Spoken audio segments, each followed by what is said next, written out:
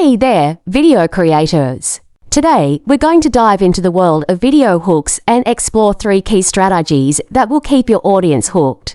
So, let's get started. First up, we have the mystery box hook. This technique involves teasing your audience with a sneak peek of what's to come.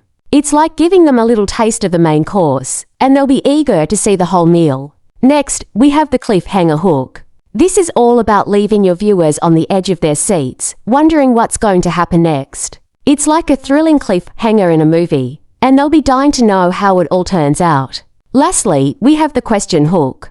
This is all about engaging your audience by asking them a thought-provoking question.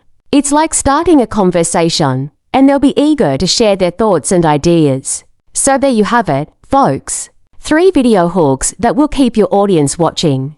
Thanks for tuning in. And don't forget to hit that like button and subscribe for more awesome video tips. Until next time, happy creating!